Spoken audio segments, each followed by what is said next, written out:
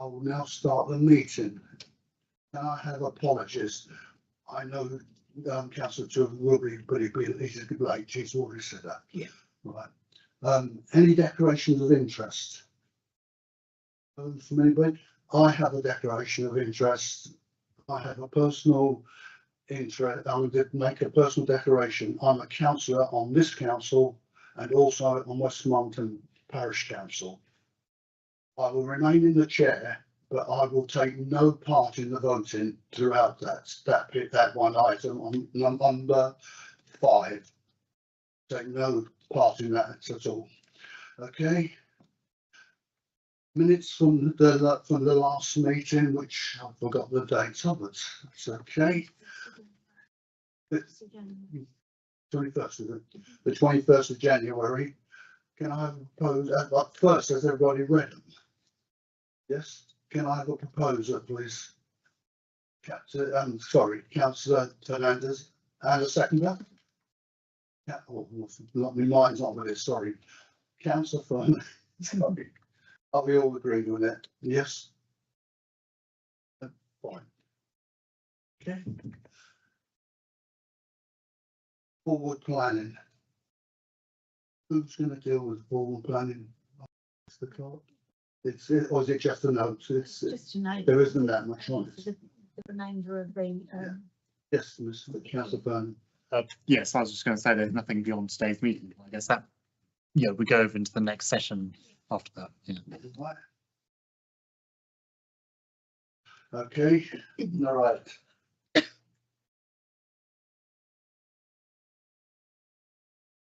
Item 5. This is the one that I will chair, but will not take part in the vote or anything on it. Who's actually going to? Are you going to present this, Councillor? Will. Will's going to. Okay, thank you, Will.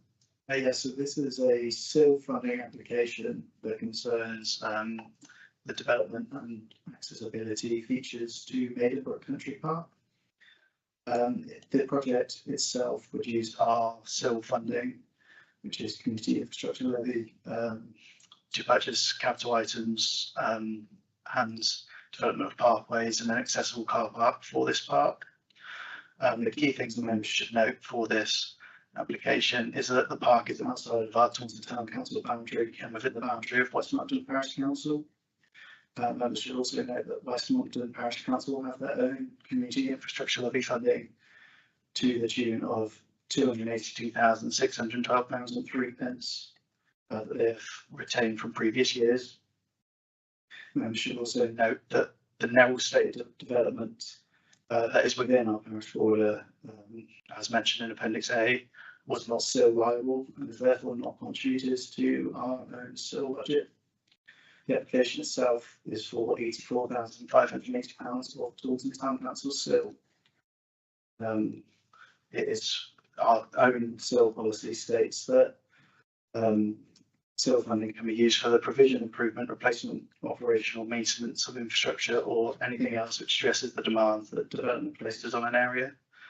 For the purposes of community infrastructure levy funding, infrastructure includes physical, social and green infrastructure, for example, highways, cycleways, education facilities, sports and community halls, and parks and play areas. Any questions? Members, any question? Yes, Councillor Fern. Thank you. Yes. So within the list, within the application, it obviously lists all the the different costings. Some of them are sort of salaried, which is something that can't be used for SIL. So I was wondering how that goes into the equation. Yes, the budget provided within that application is the full budget for what they have planned for the park. It is not the case that those specific elements, the specific elements coming from SIL would be the capital items, just things like picnic benches, accessible pathways, car parking, signage, things like that will be used within our SIL budget. It's not for these salary items. Westmoreland Parish Council will very clear about that. Councillor Ellis. Am I allowed to comment and have a question as well? I'm going to do it anyway. Yeah, so I'm very keen on the Maidenbrook Country Park project. It's a fantastic space, and I'm just thinking, if you live, obviously, if you live in West Monkton, Monkton Heathfield, you're going to be accessing it, but also there's a big chunk of Taunton's population in the Maidenbrook ward, and also arguably Priorswood, who I'm assuming, I think I'm right, go there to walk their dogs and use it as a green sort of space. So it's kind of already being used by the community. And I imagine if you live on the Knowles development, that is it's a bit like I live next door to Long Run. I'm so lucky. I've got Frenchweir Park on my doorstep. I've got Long Run, the country park, on my doorstep. So I can just imagine living, if I was lived over that side of town, that would be kind of one of my go-to places. So I love the idea of the project. I love the idea of making it more accessible and putting in essential community facilities so that you can go to the loo, you might want to have a picnic there. There's just basic facilities so that you can get the most out of the space. So I think it's a really vital project. The question was just around, so I think we ought to contribute, but what I couldn't quite see. So there's national lottery funding is part funding, and then we're being asked to help contribute towards the capital stuff for the accessibility.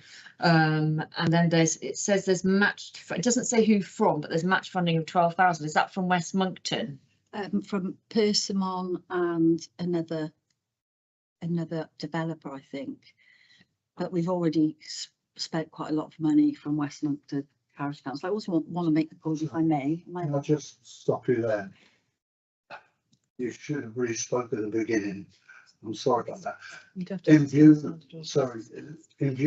the importance of this, and I know the lady is the assistant clerk there. You'd have to suspend your standing order. I'm going to suspend. Yeah. Are you all happy with that, to suspend standing orders? Yeah. Can I have a seconder as well to make sure, like Caroline? Okay, thank you. Also, I'll suspend council. Now you can speak, thank you. Would you like the microphone? So we can hear you. Thank you. I need to press the button. Just talk. I just want to make a note actually that it's not Maidenbrook Country Park is not actually in West Monkton Parish, it's in Cheddon. But we're working with Cheddon, and obviously given their situation, having such a small parish, we've kind of taken the lead on the project. We've already ploughed a fair bit of money into Maidenbrook to get it where it is at the moment. And obviously the National Lottery Funding is going to get this part of the project going a bit further along the line, and obviously this capital funding will really help us sort of make it accessible and usable and more family friendly. Okay, thank you. Okay, I'm going to reopen the meeting. Caroline, do you want to carry on? Yeah, no, so I imagine that it was the case that, so what sort of elements what's the cost to you in terms of, and do you what are the costs currently for you for the We're Maiden? making it awkward because technically she can answer you now. We've gone back into the session and she should be able to answer the question. It's making advice. So- Can we ask her whether she could take part in this? You suspended the standing orders, but you now need to vote to go back Back into into- the full council, and you haven't done that. So, Yeah. so you So- can ask the I question. can ask question. And then once you've asked the question, if you've agreed that there's no further questions to ask, you want to resolve to go back into standing orders. Thank you. Yeah, no, I was just interested. There are ongoing costs for you guys. Yeah. What order are they? Sort of per annum? I'm sorry, because I'm the assistant clerk, I don't really get involved. The RFO obviously does that, so I don't know exactly the amount, but we've been doing it for quite a number of years now, developing the park. Can I just keep talking?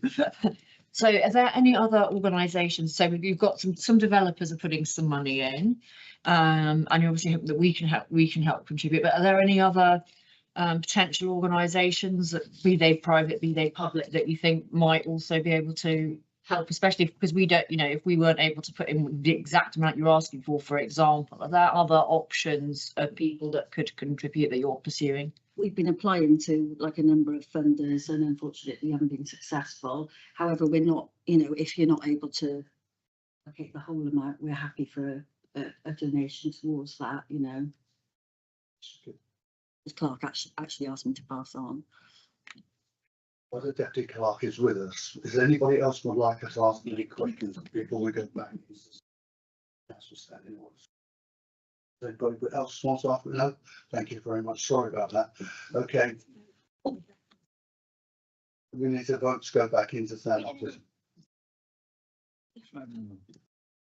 The way my brain works, sorry, I start on a train of thing, and then things occur to me.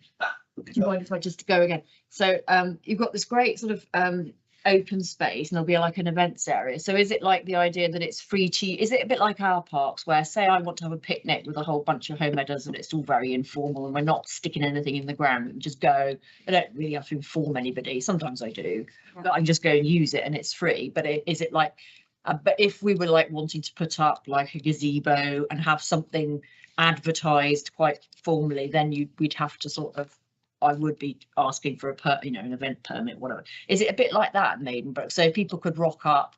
Absolutely, it's a Similar thing. space, and we've now got a volunteer coordinator and volunteers up there, and we want to encourage as many groups to use the space as possible. We've also got like a forest school area, which we funded that part, and then yeah, we're hoping that there'll be some education groups that go there and use that and develop it as well. So. Right. Are there anybody else who would like to ask the deputy clerk any? Please. This one. My question's around your SIL that you have available. Is that in earmarked reserves? And why can't you use that towards the project? I think the plan is if we can't get funding, that's where we're going. We were just hoping for a contribution from Taunton Town Council, given the locality of the park. Okay, thank you. Right. This is just to go back into the meeting. First, we need to vote to go back into some standing orders. Can I have a proposal, please? Thank you very much. Councillor Burnett, a seconder, please. Fernandez said yes. Okay, we're all agreed. Right. We're back in standing orders. Just speak to me, not to the clerk now. Right, and I've lost it. It's councillor. No, it's not. It's councillor Fernandez first, and then councillor Burnett. Thank you. Thank you, Chair. I'm just curious as to how the figure of £84,580 has been made up. Do we have a breakdown of how that's made up? Yeah, so that is so they've secured 188,803 from the National Lottery, £12,000 of match funding. So that's a total of £200,803. And the 84,580 is the difference to the total, the rest of the project. So the total budget for the project is £285,383. So the 84 grand is the difference of what's still needed to make up the full budget for the project. Okay, so it's not actually, that's just the amount of funding as opposed to specific things that are required. Yeah, that's correct. Okay. Yeah, thank you. I'll have a think. There's other questions coming, but I'll let somebody else have a go. Thank you. Yes. I think with this, I think I'd be happy to, if the council made a contribution, but not the full amount, as it's not completely within our borders, but it's going to be good to be able to work in partnership with other parish councils, as residents from our council our area will be using it. So I think if we were to contribute a third of that 84,000, which is about 28,000, I would like to make that as a proposal for an amendment to this application to make it 28,000 instead. Okay, before we go to that, councillor Junior also wants to speak. Okay. Yeah, thank you. So I've supported this application for the full amount, and I just wanted to give you bit of background. Thank you for correcting that. It's in Chedden Fitzpaine and not West Monkton, because I was going to say that. So historically, the Maidenbrook Country Park, before Taunton Town Council came into being, was a tripartite agreement between Somerset West and Taunton, Chedden Fitzpaine, and West Monkton Parish Council. And the parish councils worked very, very closely together. And obviously, Chedden Fitzpaine was a lot bigger than it is now. So Chedden had planned for its growth and its contribution within the Maidenbrook ward, and planned ahead with the money that they would get from precept and all sorts of things coming forward. Obviously, they would also get part of any money from the Lingford development as well, because half of that development was in Chedden Fitzpaine. That's going to come online whenever they get approval for it. Since then, obviously, Taunton Town Council came into being. Maidenbrook was taken out of Chedden and left it with the rural village. So therefore, they couldn't plan ahead to continue their contributions, which is why West Monkton has taken the lead on the project. So, as you've rightly said, there are people from all parts of the town use the country park. The country park will be Taunton's jewel, and it will house the Poppy of Honour. It has the Somerset Wood. It has so much going for it. It has educational purposes with the forest school within the schools, and the plans of having an amphitheatre in there as well, and making it a real place to go for not just Taunton, but for Somerset, because if you look at other country parks around the county, they are destination places, and that is what Maidenbrook will be, and will really be the jewel in the crown. There is so much love and dedication that has gone into that park through volunteers on a weekend, going planting trees in dedication to Somerset's fallen in the First World War. There's so much aspiration going on there, and it's a real community effort, and it ties the whole community together. So in terms of all of the green agenda and everything else, education, everything, it ticks every box. So that's why I would support the full amount. I know it's just outside of it's literally 10 steps across the road outside the border, and really it should have been part of the town council, in my opinion, when Maidenbrook was taken away from Chedden Fitzpaine, because it kind of left the baby with no money to pay for it. So that is what my plea to you is to support this in its entirety, so they can get moving.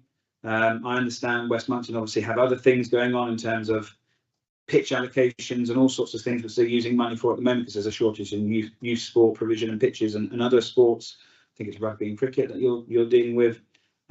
So I think this would be a great opportunity for this council to support this and tick pretty much every box that is part of the council's vision.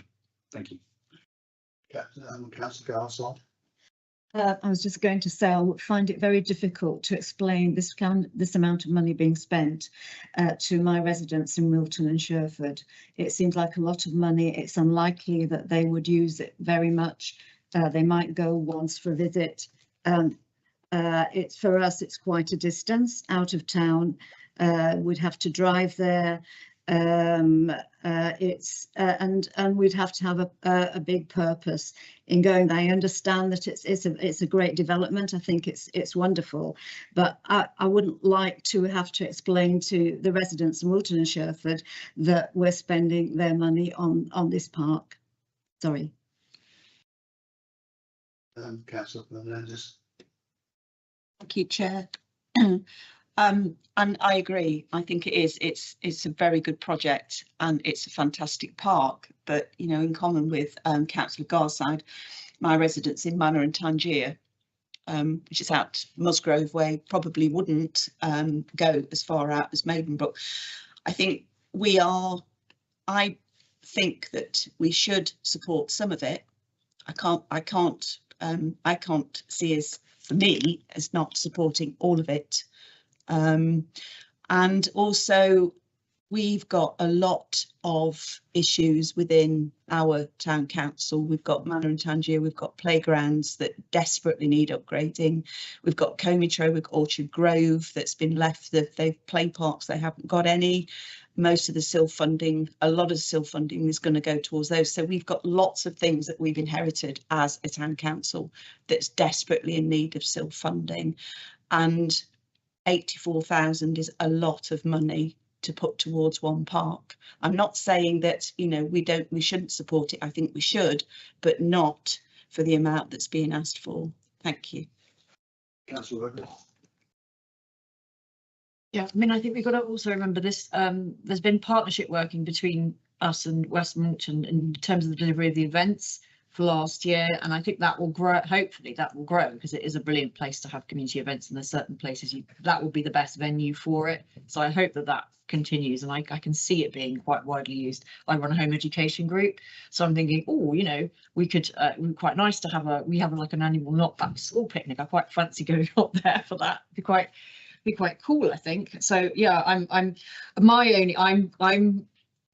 I would love to give the full amount. I'm just worried about what's going to come up over the next year, because the problem with SIL requests is they come in dribs and drabs, and I'm like, it's a bit like grant applications. You know, you've got a set pot. If you give it all away at the beginning, you're a bit you find yourself up the Swanee without a paddle.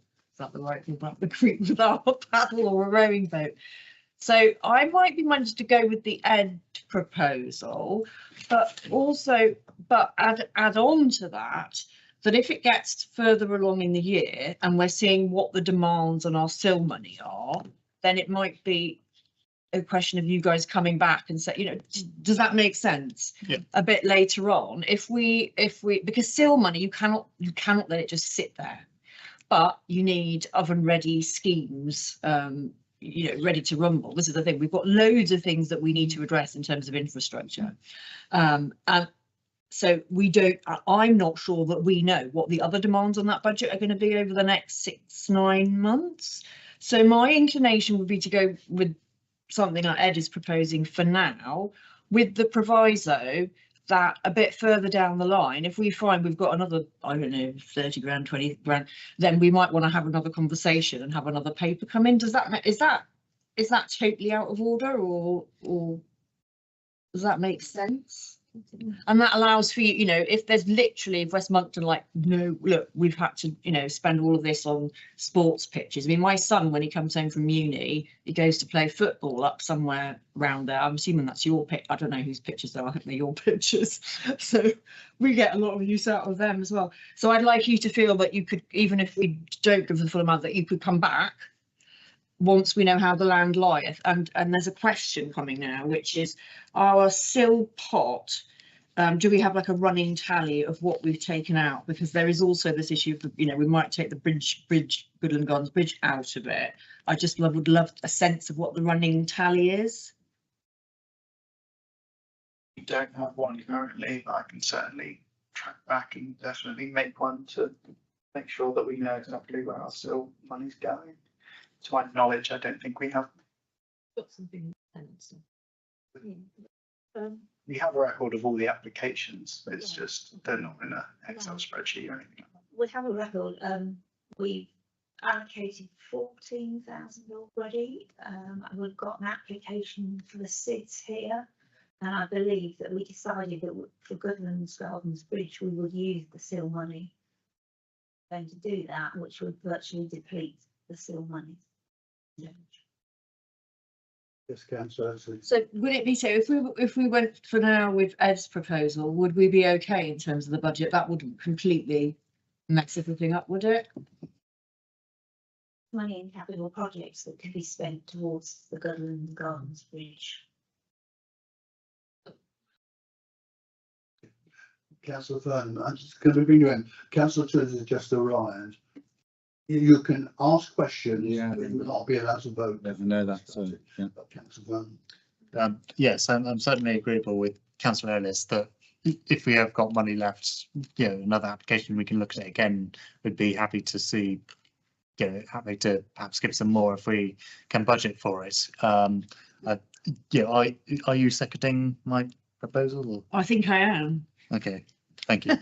We'll just confirm the amount that you, So what's the amount that you chose? 28,000, 28. which is about a third of the, you know, the full asking. and have we a seconder on that? Yeah, it's the word that's all that's recommended to the council. With the council for Dan as well, to give you the right of second. No, this is naturally, whatever we recommend is now going to go to full council anyway. So that's what we're saying. Is there any other questions people want to ask? Yes, councillor. This isn't a question. I'm naughty. This is a statement.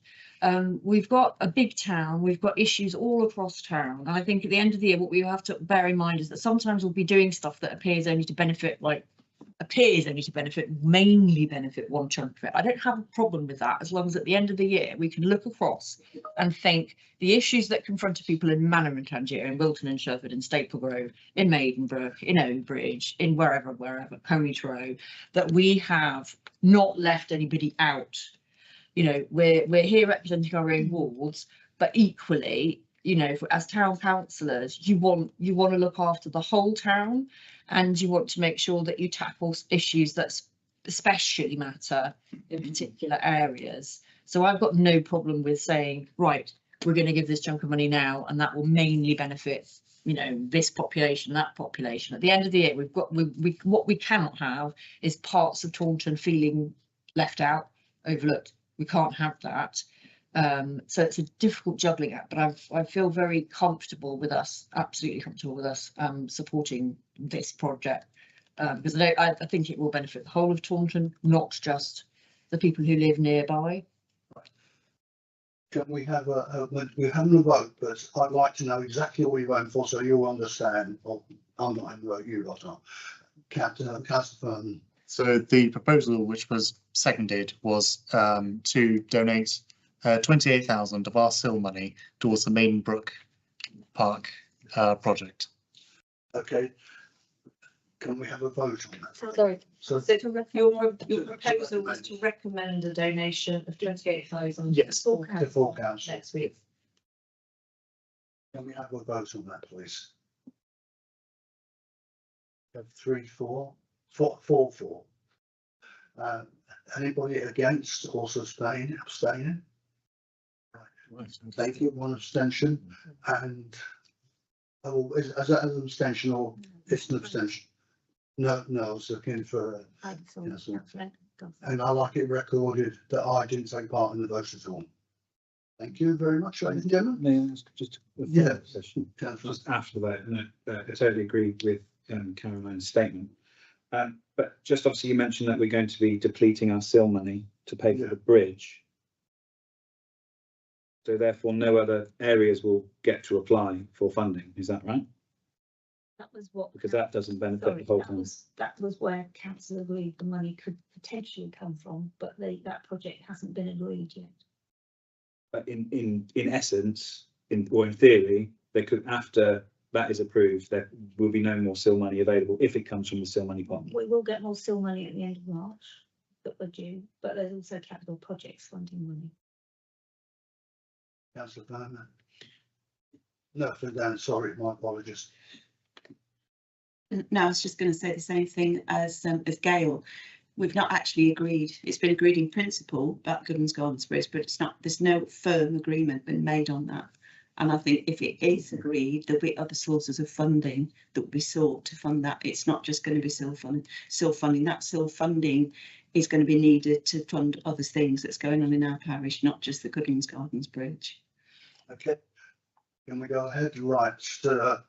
Item 6, which again still funding, and I've got Rosie's. Will's going to Yogurt's closed again.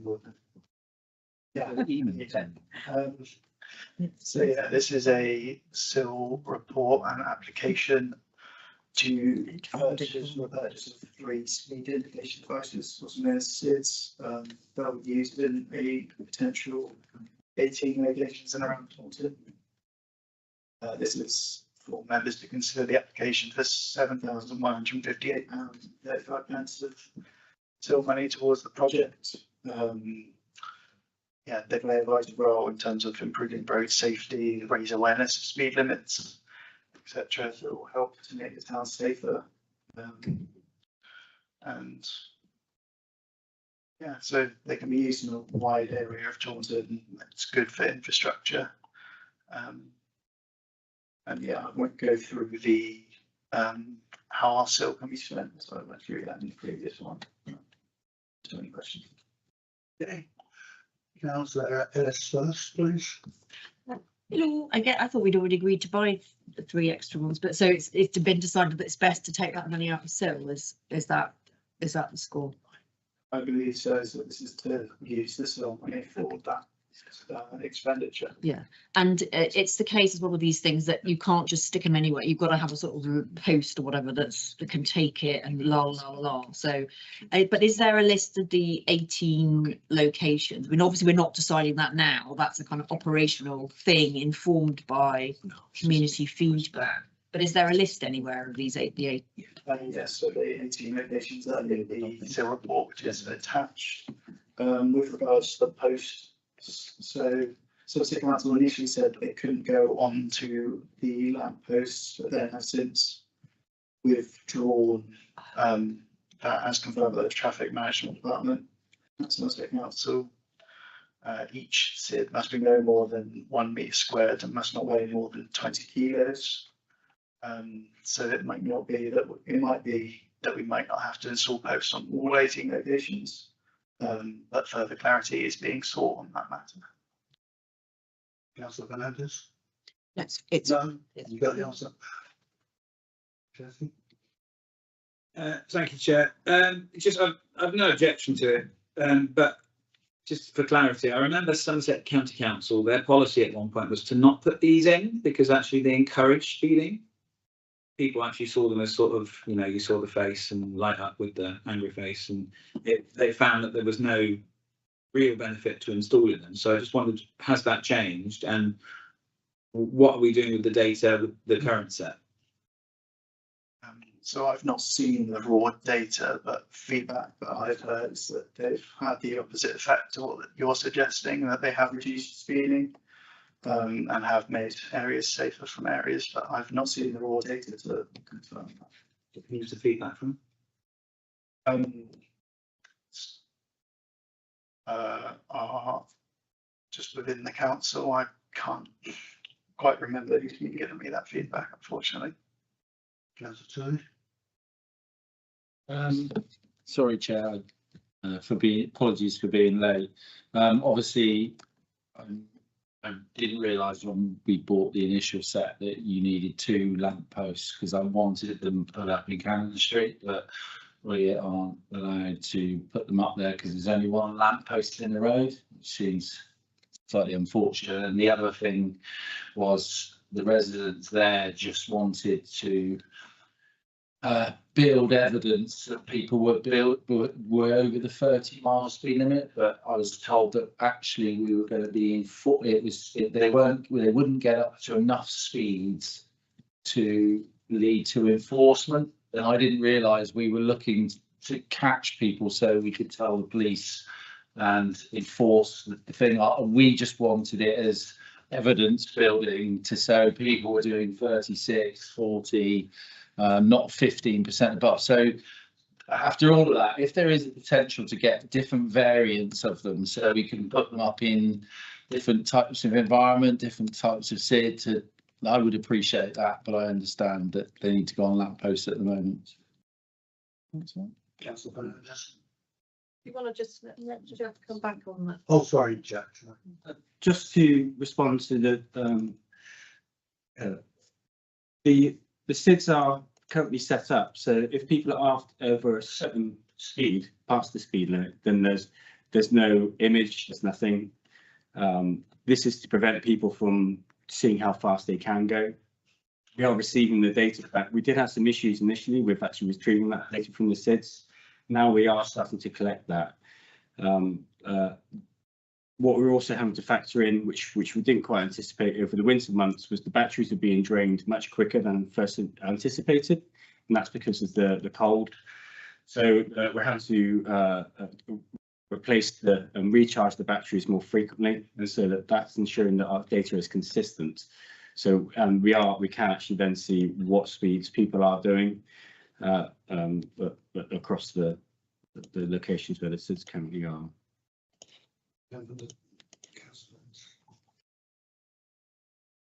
I think my response was pretty much the same as Jack's, because obviously I'm vice chair on ops and assets, so it comes up, you know, quite a bit in the ops and assets group, and it is about, but it's not just here. The issues with lampposts and mixed messages from Somerset Council about what lampposts you can put them on. It's not just unique to us in Bishop's Hall Parish Council that I'm also on. We've had the same issues that we're not allowed to put them on certain things. You have to put posts. So there's that sort of disparity of information that's coming, which hopefully will get sorted. But I think in terms of, just to agree with what Jack was saying, is we've found certainly in Bishop's Hall Parish Council that the data that's collected is important, because the more data, it shows the speeds. If we talk about lowering speed limits in certain areas, then that data is critical to actually sort of, you know, to support those. So thank you. Okay. Is there anyone else wants to ask questions? No? Well, I do. Good. Jack, I'm a bit surprised about one or two things you just said. First, on the West Mountain Parish Council, as I said before, they've been told they have to put them in post, and when that information was last week, they were told they had to put them on post. That's concerning me. That's conflicting with what you're just saying. The second thing is, are you saying that our SIBs don't show the speed to the driver? They do show the speed up to a certain point, because they have been used in the past by people to see just how quick they can go in an area. So we don't want to encourage that. It doesn't mean that we're not having that data, we're not receiving that data, and then we can pass that data on to the authorities if we are seeing that there is a significant issue with speeding in certain locations. The post issue, as I understand, it's still sitting with Somerset. Their initial, Donna, do you want to come back on that? I think come back on. So initially we purchased the last seals based on the spec that was given by Somerset Council, because they could go on the lamp posts. We had the initial 3 put up. When we went back in with a list of the next 3 locations, we had correspondence from Somerset Council to say that they had changed their policy, and now every SID needed to go onto a post, and said that we had to then change our SIDs because they wasn't compliant with the posts. We challenged that and said we've already purchased SIDs based on the advice and your policy. They've since come back to us recently, a week or so ago, maybe 2 weeks ago, to say the information, the last lot of information that we supplied to you is incorrect. It was miscommunication.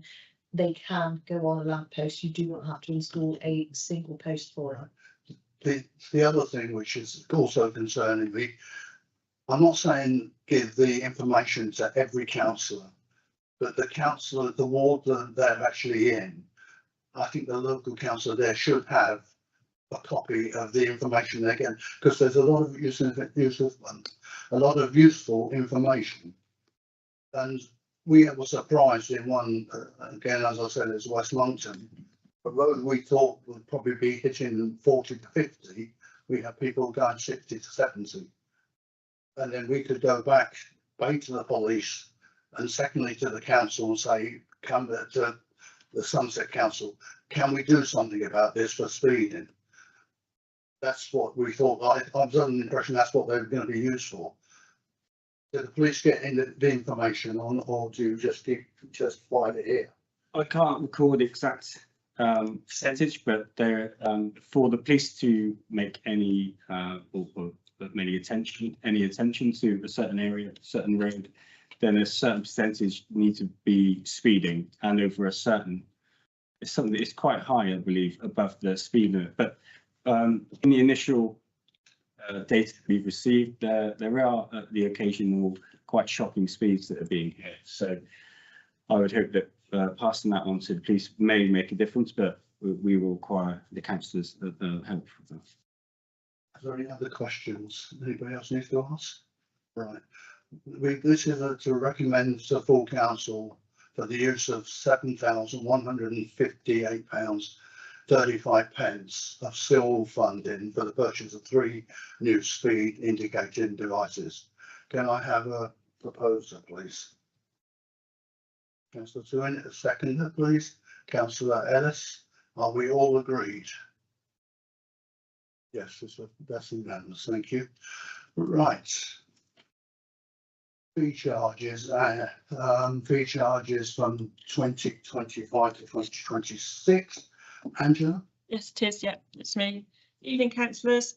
So before you today is a sort of like a report in 2 parts. The first part is about fees and charges for 25-26. When we started out doing the review of fees and charges, which was late last year, we came to a number of conclusions. First of all, although we are recommending a flat rate fee in the report today, we do need to undertake a review of our fees and charges. The charges that we are currently in, and as you can see from the attachment on the report, are probably the historic ones that were adopted from Somerset County Council and the districts. So we do need to do a review of those charges. We need to look at maybe simplifying them in some shape or form so that there is it's a bit more easier to understand. So if you want to do something in a park, then the charges are all in one place. So that is a piece of work we're going to do, but we haven't had the time to do that, and the proposal is that we do that in 25-26. We've also taken the opportunity to actually bring together fees and charges a bit more of a sort of like a policy document, in the sense that we've set out when we would consider, and the criteria we would consider if somebody approaches us for a reduced fee or the site for free, and that's mainly really associated with our local voluntary community, BCFSE, voluntary community, faith and social enterprise sector, and where they bring community together. They don't charge a fee, but it's more about that community involvement. The other thing that has come up, and it's come up recently following an approach from a local organisation, is where an organisation wishes to make a block booking or a number of bookings for one of our sites.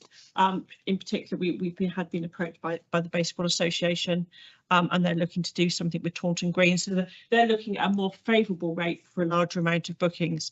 So that has been included in the report as well, so that we actually seek to have delegated authority to the town clerk and the deputy town clerk to agree a fee variation for those situations. So overall, from the work we've done to date, we sort of did a number of different scenarios about increase. We looked at a lower fee, we looked at a higher fee, but we've considered we're recommending 5% this year. It was the same as last year. It's a relatively easy figure just to implement. It doesn't give us a great amount of income, but with the review that we'll do next year, then we will be looking to see that the fees and charges actually ensure that we try and pay as much as we can do towards the maintenance and the provision of the facilities. The only quite slight differences are the tennis court charges. They don't actually quite make 5%. They've been rounded a little bit, and that was at the request of Somerset Council, who obviously support those for us. And obviously market traders remain unchanged. I think at £80 a stall. Again, I don't think we particularly use that fee, but given the fact that we are trying to promote the town, and it seems silly to increase that one. The other one, which is part of fees and charges, is obviously the allotments, and we are obviously, as you can see from there, we have a number of allotments under our responsibility, and they are starting to come up with rent reviews, and we are looking now to seek to undertake those rent reviews, of which we are looking to do some valuations, and we're seeking delegated authority to report to Ops and Assets with the outcome of those reviews. So that's fees and charges, fairly quick trundle through that. The other part of the report is renting out the committee room. This is something that's been on the agenda for a little while. So as you'll see from your pack, I've brought together sort of an overview. That includes the rates that we will charge, a half day and a full day, the booking terms and conditions, and a booking form. The one thing that has come out from this work is, unfortunately, we can't let it at night to an outside body. There are insurance issues and there are health and safety issues. If we were to do that, then we'd need at least 2 members of staff present for the length of that meeting, and that makes it unviable.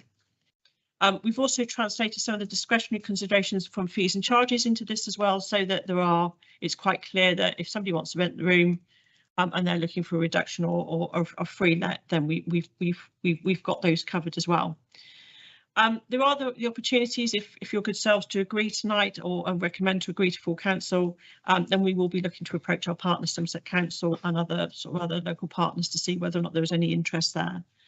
The one thing we will do is obviously keep this a little bit on the radar to see whether or not it remains viable, and we'll come back to you over the course as part of one of Gail's financial updates, just to let you know how things are going. But overall, I'm happy to take any questions. Sorry, Councillor Jesse, I'll put you on the. Just a quick one. I see on your fees and charges sheet, senior pitch hire is going up to 65.36 from £45. That's not 5%.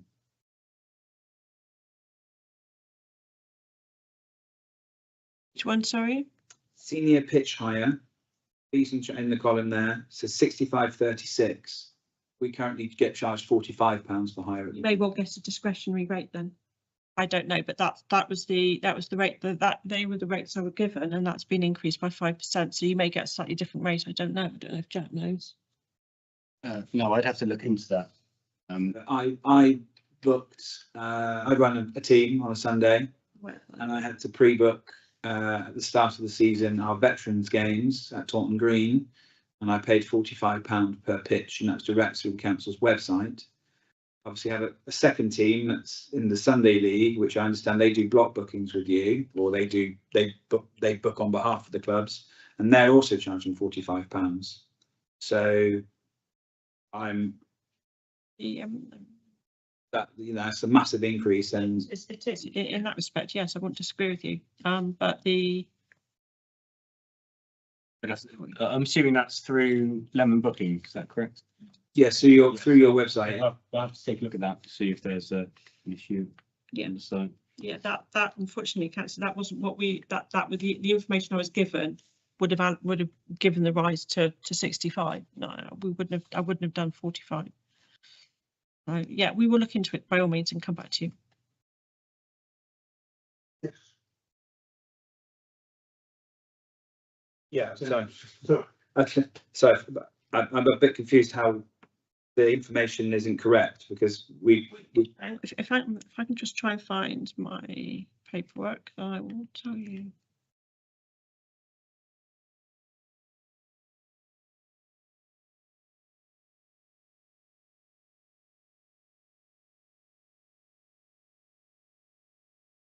There it is. The information I was given, and this is, sounds like awful, doesn't it? Information I was given. The information that I received for fees and charges to undertake the increased work on, we were given the senior pitch hire, which was £62.25 for 24 to 25, and that had gone up from 59.29 in 23-24 to 62.25, and obviously the 5% rise to 65.36. The senior pitch hire with no charging facilities was 30 for 24-25 was £31.19, and this so they're the two fees that we were given. So unfortunately, we would have to look into it. Unfortunately, Councillor. Okay, then just to make, based on that, I can't vote to support this then, because I think if that is going to be the fee next year, you're going to actually, it's going to be counterproductive, because you might actually lose a lot of teams playing on your pitches, because actually I can book Castle for £65 for a match, and it's a better facility than any of the grass pitches here.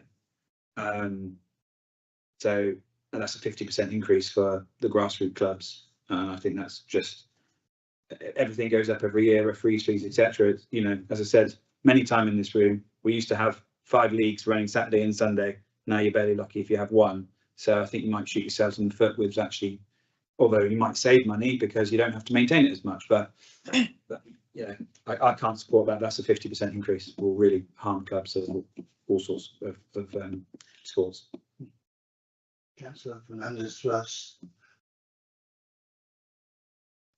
just on the small scale fitness activities on the sheets under events and miscellaneous in neighbourhood services, is that £263 per session, or is it each time? It's less than 50 people for less than 2 hours, a single park, flexible hours for 12 months per session. Oh, I suspect they'll book one for the session. I was just wondering what you class as a small scale fitness activity. Less than 50 people. Yeah, I'm just thinking that's a lot of money if somebody wants to just run a kettlebell class on a Friday, on a Saturday morning on a park. They wouldn't be able to afford 260 quid. If that's what I'm thinking. I mean, if I teach Tai Chi classes, if I wanted to go into a park, It was £250.64 last year. Those are the figures that I've been given. So I'm working on that, and that's a report done by, I believe, Sally Jones. So I just wonder if the people. That's the plans. Could you repeat the picture you're talking about? No, it doesn't have to. I was just going to try and book the pitch now, where it is. I see what that. Which pitch was it? Taunton Green. Which one? You can carry on. I was just going to test it while you was there. Discussion. You're doing that, shall we carry on? Yeah. Okay. Councillor Ellis and then Councillor Two. I'm just going to suggest if what Giuseppe's saying is correct, that it was only like 45 quid, maybe you want to can you propose an amendment to that specific fee? Can we do that within this paper at this time in this committee, or is that possible? One figure If is you wrong. wanted to. If there's any more than wrong, there's a whole lot we need to go through. We haven't got the time to do that. It needs to come back to us. What you could do is just ensure that the fees are going up by 5%. We'll check that when I can't check it on because I've got to register to book. See if I can find an email. We can double check what it is, make sure it is 5%, and if there's any amendment when it goes to full council, we'll make sure that that's clarified, because this is a recommendation to full council. There you go. I've got the email confirmation. Councillor Tony. Thank you, Chair. So quick question. So I think I understand, we've got figures from Sunset for last year or not? No. What we've got is the figures that we've adopted, we adopted from when we became Taunton Town Council on the 1st of April 23. If you look at the figures that the Somerset Council are agreeing for fees and charges for 25-26, they reflect the same fee structure as we have. They don't necessarily reflect the same amount of fee, but they reflect the same fee structure. So what my proposal is in 25-26 is to go through and review that fee structure to make sure it reflects what we want to be as Taunton Town Council. Okay. That makes sense. So I don't wish to make this about one particular thing, but I just came from the Prizewood Community Centre trustee thing, and Leslie, the manager, said that they're being charged this year by the Taunton Town Council for the summer events, and Somerset used to waiver it. So my first question specifically about that sounds like what you were talking about community engagement. So there seems to have been some breakdown there where she's applied for a licence, and she said it was £60, which according to this, the link for the park is £141.90. Is that per day? Yeah. So in theory, for the summer events of 4 days, that would be 150 quid roughly a week. So I'm not sure. I didn't see where she got that £60 from, so I'm relying on her being right there. So Yeah. but again, as I said, we've built in discretion this year to try and ensure that it's as fair as it can be. prior to that, I don't think the discretion was written down anywhere. So there could have been all sorts of different bits and pieces going on, but that discretion is now is before you tonight.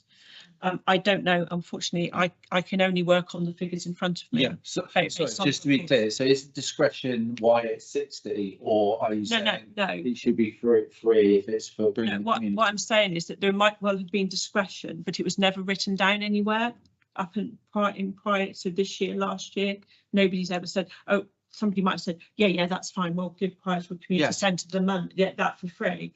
But it's never been written down anywhere. What I've tried to do is try to actually give us a bit more of a criteria, so everybody follows the same path. So that we, and it's fair to all organisations who want to hold an event and don't charge a fee, or they want, community involvement or whatever. So that's what we've tried to do this year with the criteria.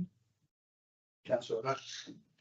Yeah, I was thinking that 60 quid, it sounds like something that for Friends of French Weir, this is going back to when we were doing the swimming Saturdays or whatever.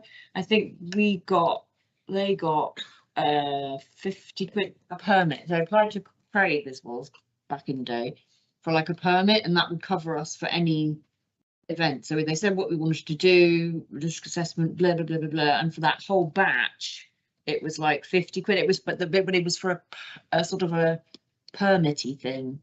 So I don't know how that fits in there, or we're not doing that anymore, the sort of this funny permit thing. Malarkey.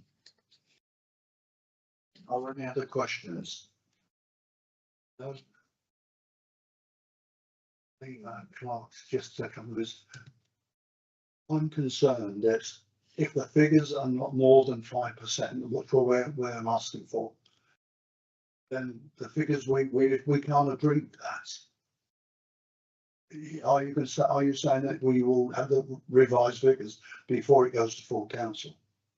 Yeah, we'll have to ensure that it is the 5%. Obviously, I've just seen the email that does show 45. Like, we can't check it on our system, but we'll have to check the figures on the system, match the figures, because we went off the basis for the first year and the second year in line with Somerset Council's charges, and that's what they provided us. So we'll make sure that they align with what's on our booking system and make sure that it go up only the 5%. Okay. Well, are we going to take these en bloc, or shall we just take them as individual items, the recommendations for the full council? Because I can accept the top one, but after that it doesn't quite work. You can do them individually if you want. Do you want to do? Are you happy to do them as individual items? There's 6 of them. Yes? No? Yeah, okay. Right. This is recommended. This is to members to recommend to full council that the fees and charges for 25-26 are increased by 5%. Can I have a proposal on that one, please? Oh. Thank you, Councillor Fern. A seconder, please. Councillor Landers, are we all in favour of that? We seem to be having a problem with this one. I think the issue is the fact that the figures aren't correct at the moment, and I think if we were all assured that those figures were correct and they were the proper uplift of 5%, I think members would be a bit happier. I think that's the issue. If we were confident that the figures going to full council, I mean, when it gets to full council, it's going to be discussed again, isn't it? Yes. So we've highlighted here what the issues are. How that goes in voting, I don't know. But when it gets to full council, the figures should be correct at 5%. So there'll be the opportunities again to discuss it, surely. Yes, Tom. I was just going to say the recommendation is that the fees and charges are increased by 5%.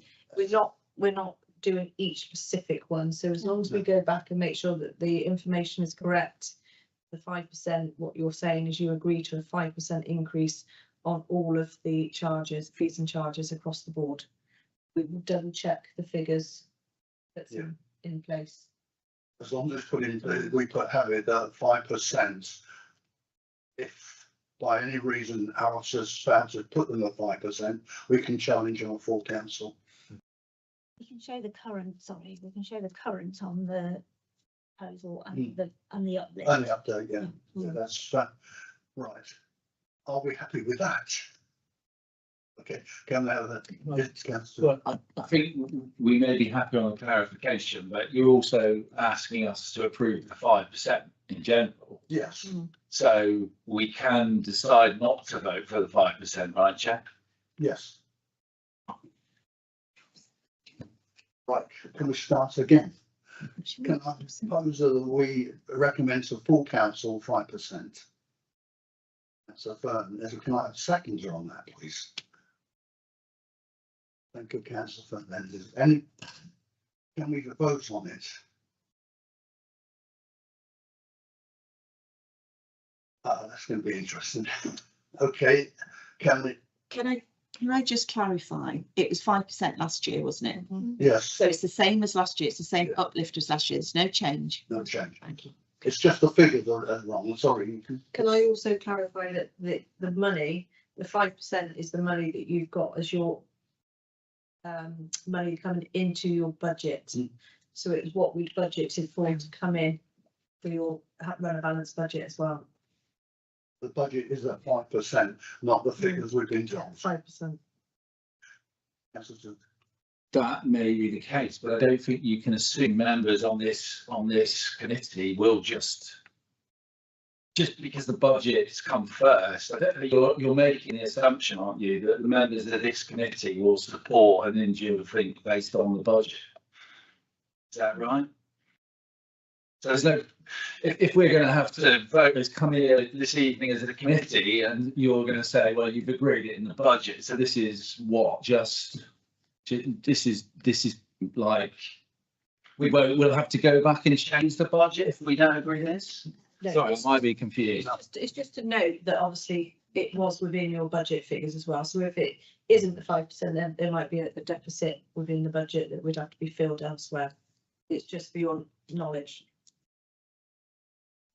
Sorry, So can I just say something as well? Of course, the income's very hard to forecast forward.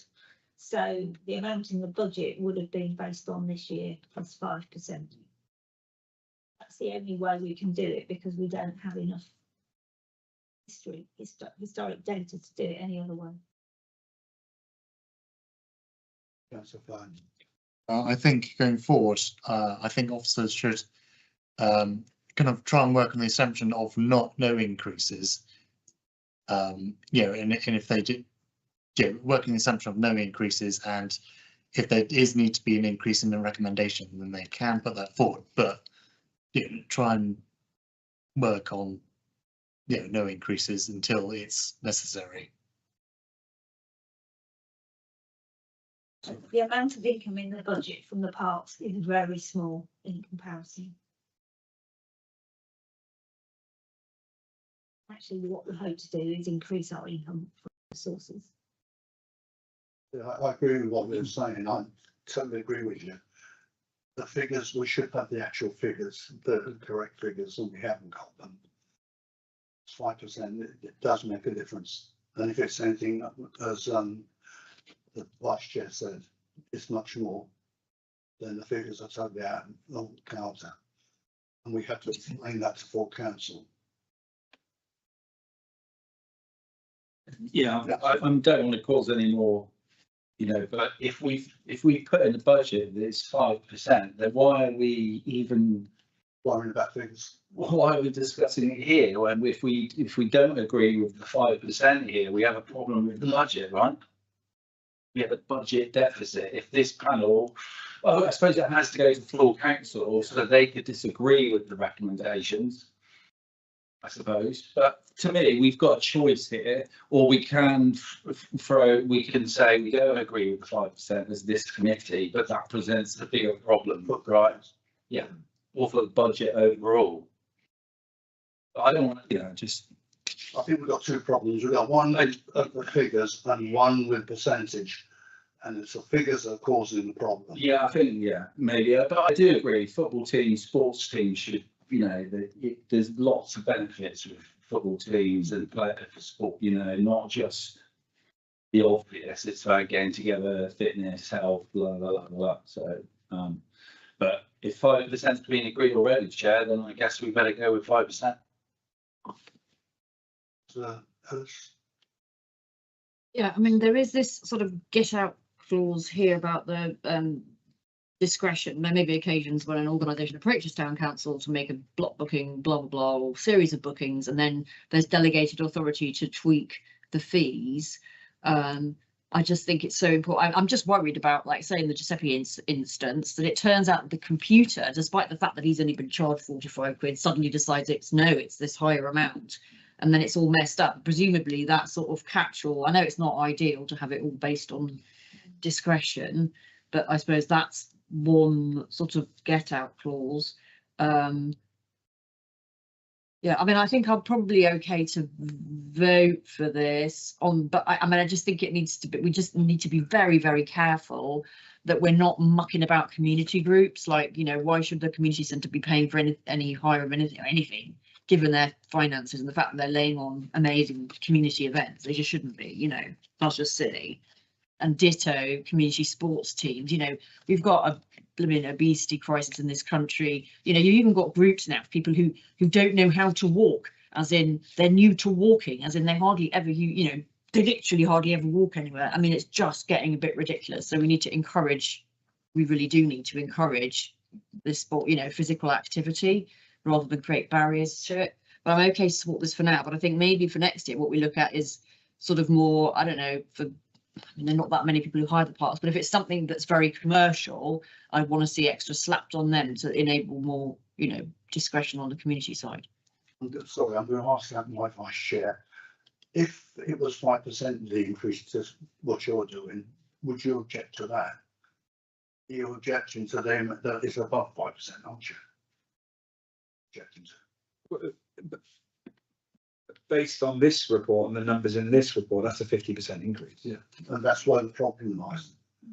So for me, you know, if there's one error, there could be more, and therefore I would feel very uneasy about sending this to full council. I know you just say that it just needs a complete going through again with a fine tooth comb and seeing where the error came from, and because it could be causing errors elsewhere. But yeah, so that's just where I am. If I wasn't here, this would have gone through, and then next year, from April, next month, I would have got an invoice from the league saying your pitch fee 65 quid, and I would have gone, well, that's just jumped up. We've got a problem that I can understand where they're all coming from.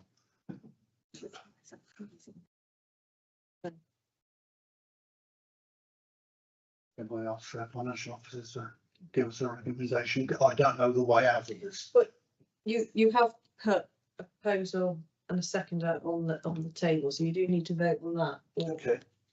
At 5%. Existing fees by 5%. It's the current fees by 5%. No more. Forget the figures. Can we start again? Can we have a vote on that? That as long as it doesn't go above 5%. That is what you have voted. That's what we thought, and that's what we want to. Proposer and a seconder, and then you've had 3 in favour. If there's any more, and so then you need to. But can we revote? We can read a vote on that one. If we got the guarantee that it was no more than 5%. If it's more than 5% when it comes to full council, we can then say no at full council. You know, that every member of the council has a right to know what's happening in this meeting, and they must have realised, and they've been now aware that to scrutinise it. If we don't pass it now, that's going to cause a problem later on in the year, in the financial year, towards financial year. Well, we won't have new fee charges for the current Concurrent. year. Okay. Then we've got a proposal and seconder. Can we revote on 5% on the understanding that that is what the figure is, and that the figures we've received are incorrect? Yes. That's 5. Are you against or something? Are you abstaining? One abstention, two abstentions. Thank you. Right. Should have stayed at home this morning. Oh dear. Right, the next one is the AI. Yes, AI. And Brian, you're going to do that. Sorry, Chair, you was voting on those agenda items Yeah. separately, so you've only done item 1. You've got items 2, 3, 4, 5 and 6 to go. I appreciate that, but are we going to go to those? Because 5% should cover everything on the resident. We can't recommend us we'll have the same problem on every one of them. No, but there's different bullet points on your agenda items for consideration. So the next one was members are asked to note the approach to charging and the situations in which a reduced fee or no fee will be charged. Yeah. And then recommend the opportunities present themselves. So there was different bullet points that you wanted to work on separately. But you can, if you want to do them all on block, you've already done 1, but if you want to do 2 to 6 on block, you can do that. Because otherwise you're missing those. Those areas. Have you all read it, or do you want me to read them to you?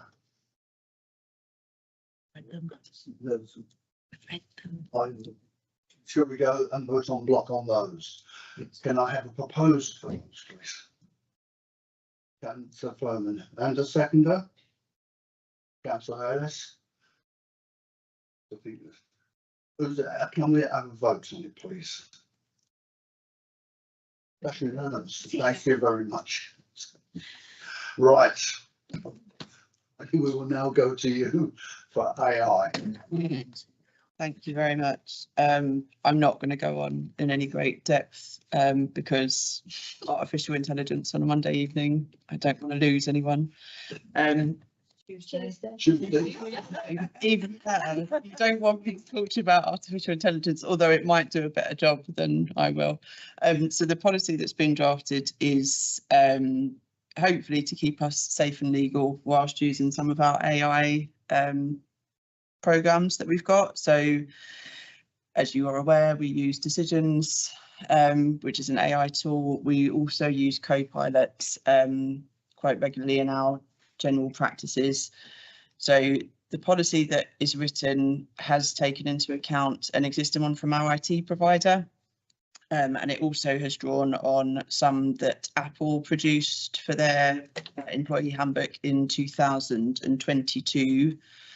There was a playbook which was published by the Department of Science, Innovation and Technology, but it was only published last month, and it's 118 pages. So I thought I would keep ours a little bit lighter to encourage people to read it. So the policy aims to make employees aware of their responsibilities when using AI solutions, gives guidance on how to keep information secure, and in a nutshell, allows us to embrace those benefits whilst being safe and legal. I will caveat any questions with the fact that I'm not an IT expert, so there might be things that I would need to take away. And also just to say, this technology is very new, so there's a good chance that the policy will need to be revisited probably quite quickly as the technology evolves. But yeah, I'm happy to answer any questions. Any questions? Vernon? Thank you. Yes. So I'm trying to find it. There was a point where it says how if there were documents that were perhaps compiled with AI, there would be 7.1 a statement saying, stating that it would be AI generated. Is there?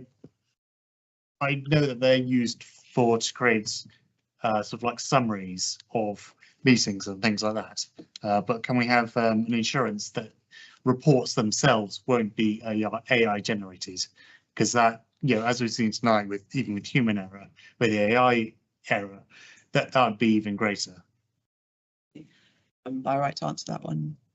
So I've learned from doing lots of reading that the big difference in that sentence is the word content. So we would use AI for things like generating recaps, polishing of reports, maybe language, etc. But the actual content needs to be, so in reality, AI entire content would be images only, I think, on our part, and the rest of the policy does give the outlines that if we ever did use it for anything written, it would have to be fact checked, it would need to be read by a human eye, etc. Yep.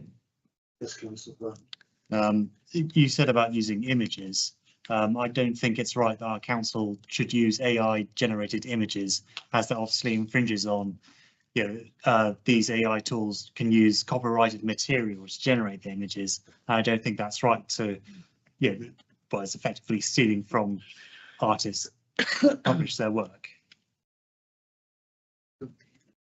Can I just go back on the report writing? Obviously, one of the huge benefits of using AI is to generate reports for the efficiency of it. But there is obviously the, which has been included in here, it needs to be checked before it's submitted. That's one of the biggest benefits, is the time saved, where you can put in your bullet points, etc., to create some of your reports and some of your summaries, like you say, is using that technology to do it. But yes, it's all got to be sense checked. If there's any sort of governance and legal stuff in, you would still check the references from the Local Government Act to make sure that obviously it's the correct information that's being put in there. But yeah, it's a huge benefit for report writing. Yes. I can certainly see the benefit of that, but when a person is generating a report, they're I'd imagine that they're sort of creating a flow of the narrative of what they're wanting to create, and placing the information as they go in. And I feel like if it's just a computer doing that and then you're just checking it afterwards, I don't think that would lose the kind of it would lose the kind of I'm trying to think of the word, the Personal. well, yes, the personal, and as I said, the sort of the flow of what the person is trying to intend, the officer is trying to intend in their report, rather than it just being a list of information that's also listed with sort of the professional talk. Anyway, but basically what I'm saying is that I'm a bit skeptical in terms of generating reports with AI. And my personal recommendation would be not to, but obviously if officers are going to be using it to save time, then that's what they might have to do. Yeah, just to clarify, so the reports that we get in front of us at meetings and full council are generated by a computer and then checked by the officer. No, not necessarily, no. Some of them are. Some stuff you could write in there and you could ask it to rewrite it for you to make it more concise writing or concise language, but no, not all of it is. Not really, don't take this the wrong way, but when we take staff on, is part of in the job description, does it say report the ability to write concise reports, or does it say the ability to use AI in order to generate reports? You see where I'm going with this, because it just seems odd. If you're hired because you're an officer who writes reports, then and your ability to format them, and I don't know, I get the saving, but I do worry about where this is going. Probably should get AI to check them as well from our point. All right, so I'm just going to pick up both of them because there were two really good points and I don't want to miss either of them. Councillor Fairman, you asked a really good question about AI generated images. They're not subject to copyright and there is no artist because they've been produced by a robot. But there are none. Do you want to come back about that one before? Capture for the council. Oh, sorry, I can't see because there's a pillar. Oh, sorry, you finished? Do you have a follow up on that one? Yes, I was just going to say that the computers themselves, they will have at some point have used artwork that has been published by humans, so that there is an element somewhere along the line. Councillor Fashini. I didn't know. Yep, sorry. Well, I didn't know if you could finish your second point before I I'm writing them down, it's okay. This is where I stand with AI, because I use AI. You don't need to be scared of AI. In fact, you need to embrace it, because this is where the future is going. And if it brings efficiency, then that is what we should encourage. As with anything, you can have error with human error, as we've already seen this evening, or you can have error with AI. It's about checking it. And as long as you do a thorough job in checking it, whether it's a human who's written it or a computer has written it, it's absolutely fine. So for me, crack on if you want to use ChatGPT or whatever, because it's brilliant. Okay, Ronnie? Sure. The other one was about the report writing, because I think Councillor T's made a really good point. And again, it's the word content, which is kind of the important bit. So the content being the subject, the research, the local knowledge, etc., is the bit that AI is not that helpful with, because it relies on everything that we know about. The bit that it is really helpful with, and I might be alone, but the thing I've used it for is counter arguments, is a really good one. I might have an idea that I think is absolutely brilliant. I know I'm going to take it to a meeting and someone will disagree with me. I can ask Copilot to give me counter arguments. I can ask it to make an argument more concise. I can ask it how to appeal for different directorates of people's interests. So it's not necessarily about it doing the job of, well, it's not about it doing the job of us at all, but it's just allowing us to do that job maybe a bit more efficiently. Councillor Thank you. Evans?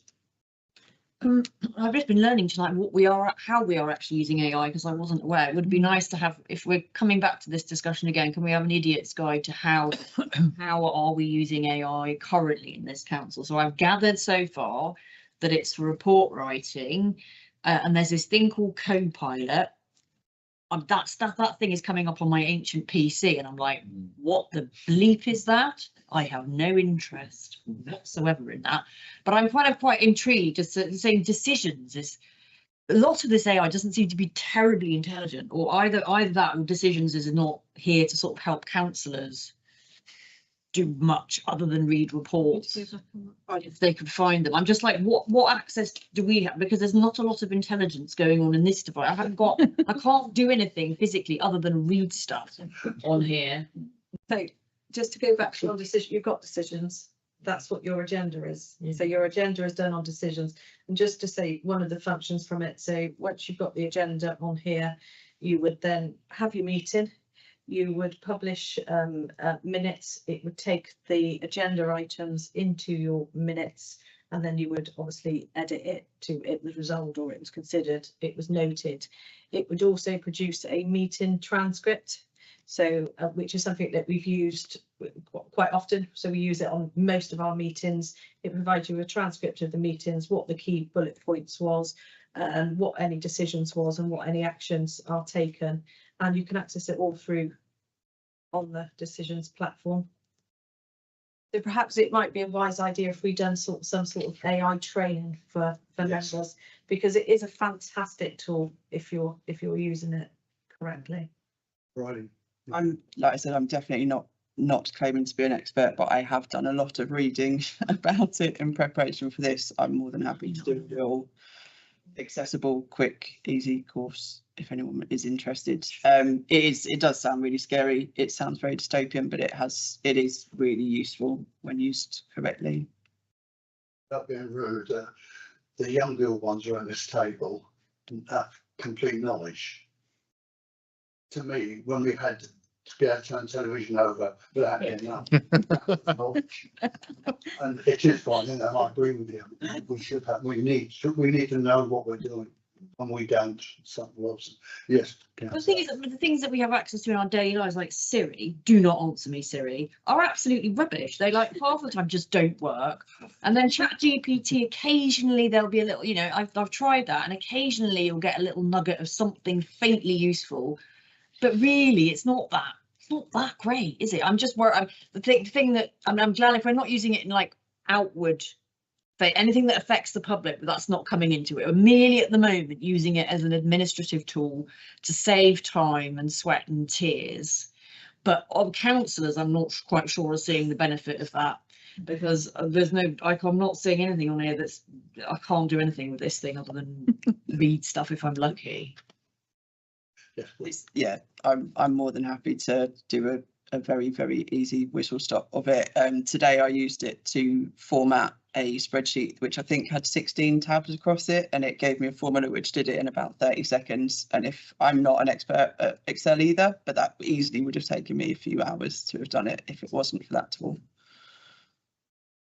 I agree with everything you're saying, but I also think training is important. And I don't mean someone like my colleague here who will be going, dum, and that's easy. You've got to say, we're not all like that. The first thing you do is turn your computer on. The next thing you do is silence it. That's a lot of our standards. There's no good saying we're not, because anybody that does is a fool. Are we supposed to recommend this to council? No, this one. Yes. To note. Yeah. To agree. No, you're agreeing. Yeah. You're agreeing. Councillor Susan. Yeah, it's interesting, isn't it? So if I'm in this sort of meeting and I say under 1.3 where you've written this, the officer may not have actually written it themselves. It will have been written by someone else. Because sometimes I feel that when I go, if you look under this where you've written this, so am I not supposed to say where you've written this? It's still the report author, is it? Yeah. Right. You're still responsible for it. So yeah. But maybe, just maybe, when you question officers over their reports, they may not be quite as ready. Maybe I'm wrong. They may not be quite as ready to answer the questions about certain stuff because they didn't actually write it themselves. But I'm not with Giuseppe on this. If it saves time, good. This is we're just going to actually acknowledge it. Yes. Maybe it should go to full council. Maybe because the rest of the council, the number of councillors there might not know. Just a small, maybe 10 minutes. But this is what this committee is for, is to agree these sort of things. You get the minutes of the meetings, go to the full council minutes to agree and to note with the actions in it. Maybe when you're doing the chair's update from the finance and governance one, you can say we agreed an AI policy, and as a result of it, we're going to put on some member training for it. We could even look to get Cloudy IT in to come and do a training session with members. And I think you'll find that once, if you do use it, the benefits of it for smarter and efficient working is. Yes, right. I just wanted to pick up those points because they're all really good. And just to say that, yes, training is really important. It has been included in the policy because it will be vital, as well as constant review of this. But it was as well to sort of say that, the decision isn't about using AI or not. It is the future. The policy is just allowing us to do that legally and safely. Thank you. Right. We'll go on to. You need to have a vote. We need a vote on. Agree. Yeah, thanks. I'll propose it just to start you off. Oh, thank you. Then it's sitting on the one that put the others in the room. I'll second it. Can we have a vote on it? If that's Ed, Abstain. one abstention. It's the two. Two Sorry, I just wanted to. two abstentions. No, he was four. It's four. That's what AI does to you. Right, okay.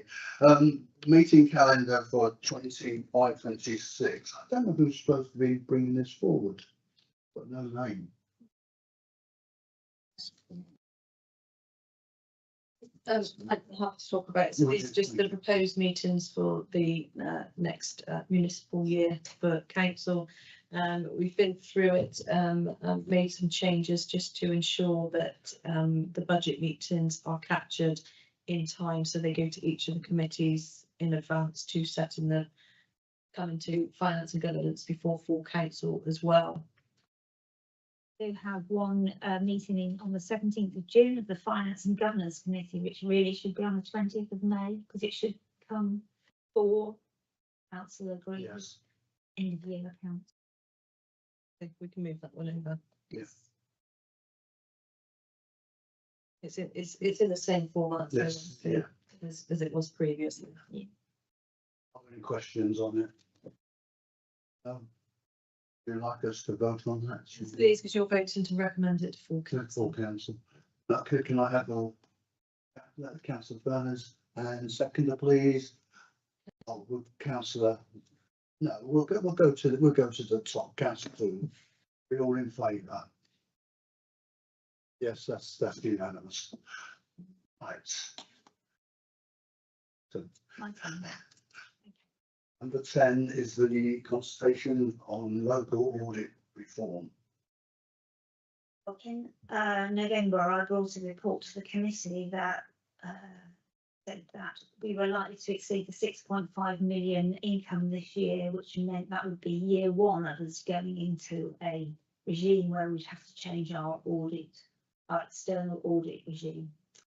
The government did a consultation actually in December on local audit reform, and they're trying to put together a local audit office.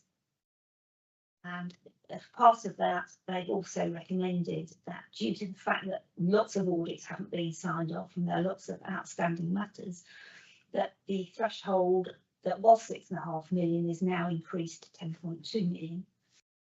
Subsequently, the SAAA, who we use for engaging our external auditors, have recommended that goes up to 15 million.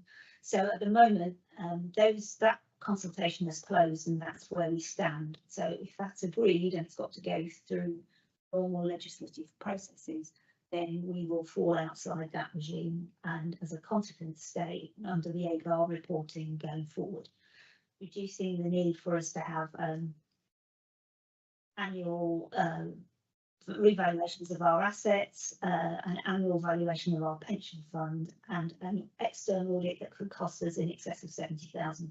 So we will stay under the existing regime, which will cost us £4,000. This paper gives an update on that, and then I will come back to the committee again when we have further information. Is there any questions? And this is only to be noted as it doesn't refer to that. So the next one, number 11, is the financial update.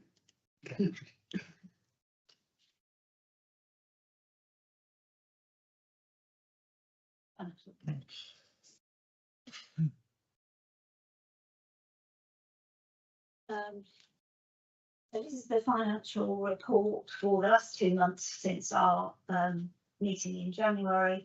There have been no budget violence in that time. The budget itself is attached to the report, the income and expenditure report and the earmarked reserves. There are no material variances that, as defined in the financial regs, that are more than £30,000 over budget. Overall, the budget is well within forecast, although there are some minor underspends and overspends, which will be addressed by environments in the coming months when we're clearer on what they're going to be before the year end. Also attached to the payments for the period 1st of January to the 24th of February. Paper was put together, so we didn't have quite a full month, but we had done our payment run for the month, so that has all the payments on for the month. And the recommendations that the committee consider this report, all the reports, and note the current position. Any questions? No. This is to be recommended to full council as well, isn't it? No. No, it's just a note. Okay. Next item I've got is number 12, the movement of earmarked reserves. Again, that's you again, isn't it? Yes. So the full review of the budget, and the first part is the salaries. We did move after full council in December monies to various cost centres so that we could cover our recruitment for the first quarter of the year, so that we had additional staff in place, particularly in the open spaces team. That recruitment hasn't happened as quickly as we'd hoped, and therefore there are some variances to the budget that was agreed in December, and there are some proposals in this paper to revise down those budgets so that we have sufficient budget left over that we can move by earmark reserve to the staffing budget for next year, in case we end up with either additional pay rise, which wasn't forecast in the budget, or if there are other options that we might need to do with staff. We already have a £50,000 balance on that staff earmark budget, and moving 150 that would be left over after the proposed revised budget would bring that to 200,000. In addition, the employee benefit system was agreed by the personnel committee, but the monies were taken from that earmarked balance of 50,000. So I left that until the year end, and now we have sufficient in the movements there so that we can cover that employee benefits from the additional budget that we have.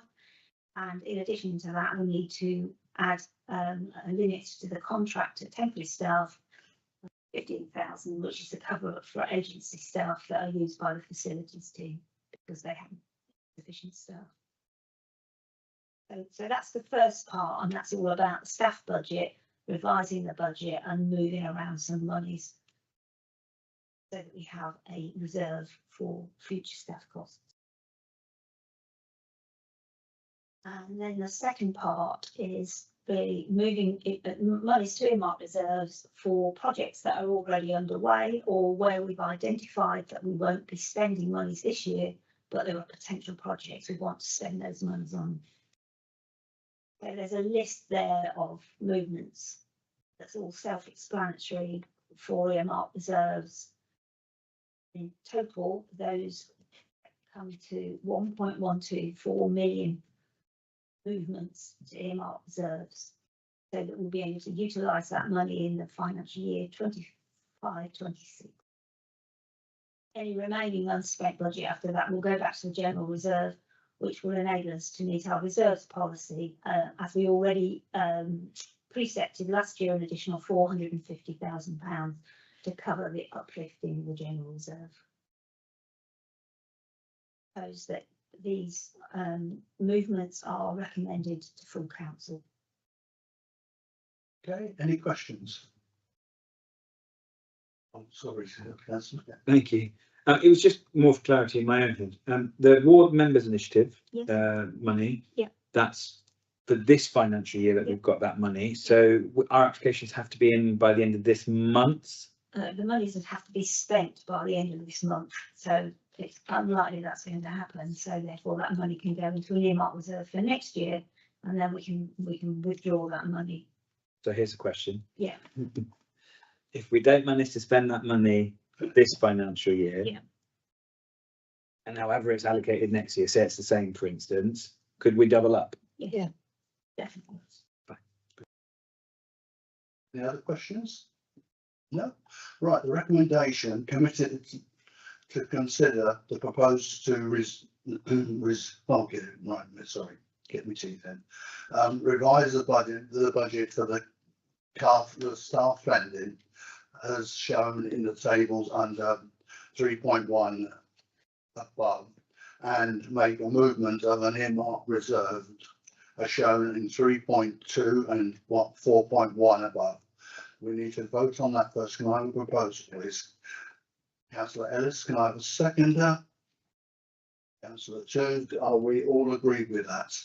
Yes, that's unanimous. Now we're going to go to another vote to we recommend it to full council. Can I have a proposal on that?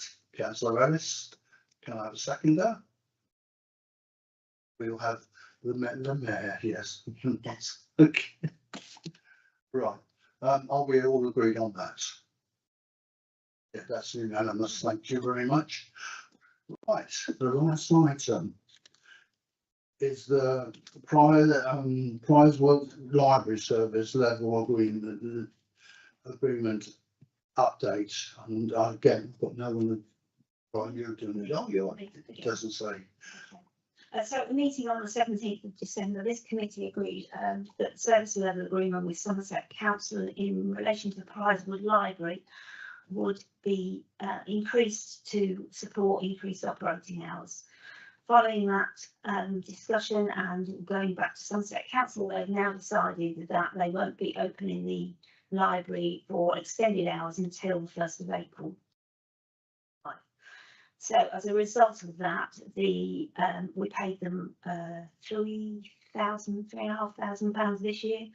We won't be increasing that this year, but we will be increasing it for the following 2 years. And consequently, we have 6,500 available this year that we've set aside for those additional opening hours that won't be utilised. And it's proposed that that money is therefore moved to an earmarked reserve to cover a potential support in year 4. Any questions? No? No? Okay. Councillor Fern. Are Somerset Council fine with that? Somerset Council that proposed it. Okay. Well, Right. They won't be opening. They won't be supporting additional opening hours. So therefore, we will be paying them the 6,500 this year. The recommendation is to note this update and to recommend to full council that the allocation of 6,500 currently held on the dissolution services is moved to the ENIR 335 Grasswood Library to cover the potential funding required following the expansion, the expiry of the current SLA. Can I have a proposal on it, please? Just to confirm, that was 338, 333. It is 338, yes.